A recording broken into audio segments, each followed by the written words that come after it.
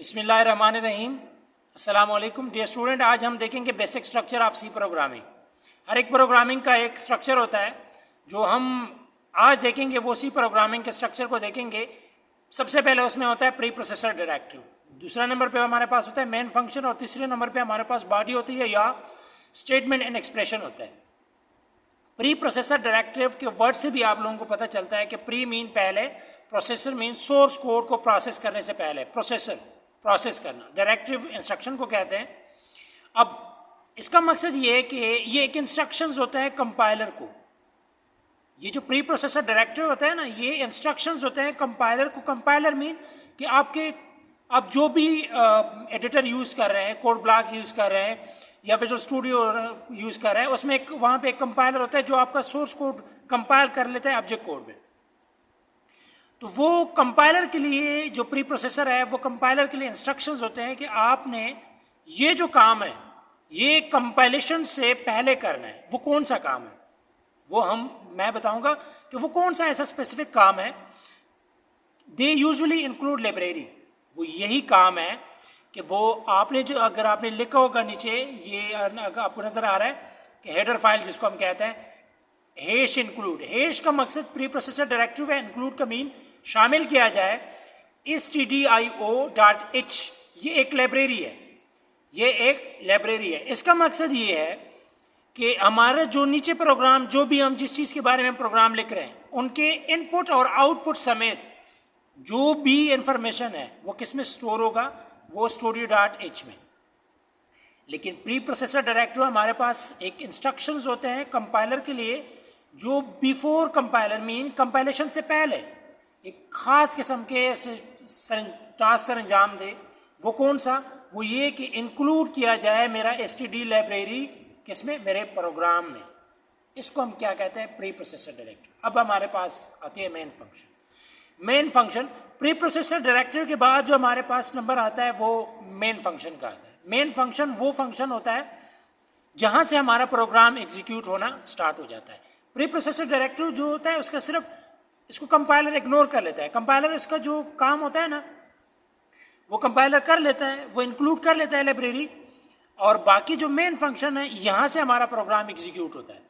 अब program execute जहाँ से होता है वहाँ पे आपके दो अल्फाज आपको नज़र आएंगे, या एंड मेन होगा या वाइड मेन होगा।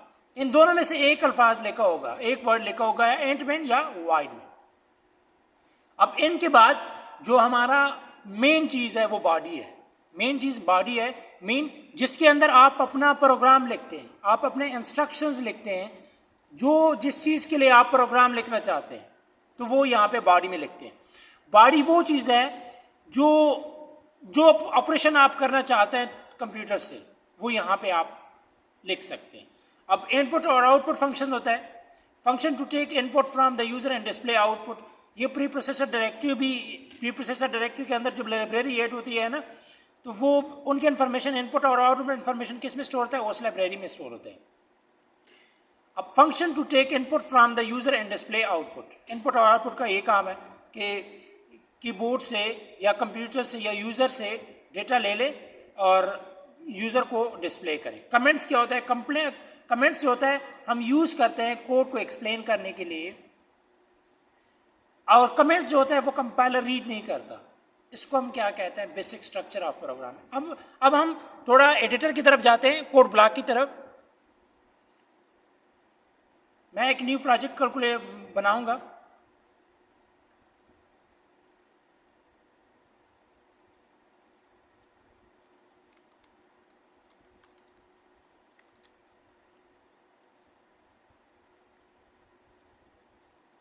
अब ये देखिए, ये जो फाइल आपको नजर आ रही है, पहले दो फाइलें जो हैं,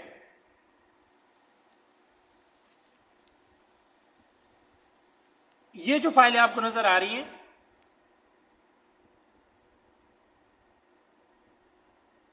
ये वाली, इनको प्री प्रोसेसर डायरेक्टिव कहते हैं। इनको प्री प्रोसेसर डायरेक्टिव कहते हैं। इनको हम क्या कहते हैं? Main function.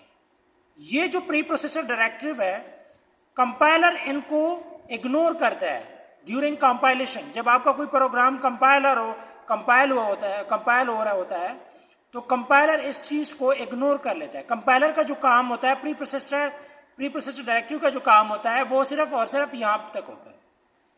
जब ये लाइब्रेरी ऐड हो जाता है तो उसके बाद उसका कोई काम नहीं होता, और उसके बाद हमारा जो प्रोग्राम स्टार्ट हो जाता है वो यहाँ पे हमारा जब कोई भी प्रोग्राम एग्जीक्यूट होना स्टार्ट हो जाता है सबसे पहले इन यहाँ से स्टार्ट ले लेता है कंपाइलर।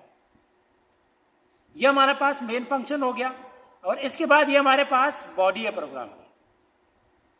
अब बॉडी के अंदर हमारे पास आप इंस्ट्रक्शन लिखते हैं, जिस तरह कि मैंने लिखा हुआ है प्रिंट एफ हेलो वर्ल्ड, जो मेरा सबसे पहला प्रोग्राम है। आप यहाँ पे अपना नाम भी या जो भी आप प्रिंट करना चाहते हैं प्रिंट एफ फंक्शन जो है हम यूज़र को डेटा डिस्प्ले करने के लिए हम प्रिंट एफ फंक्शन यूज़ करते हैं। इसको डबल कोट्स कहते हैं। ये जो आपको ब्लैक नज़र आ रहा है, ये जिसके ऊपर मेरा कर्सर है, इसको कहते हैं पैरेंथेसिस, इसको कहते हैं कर्ली ब्रेसेस।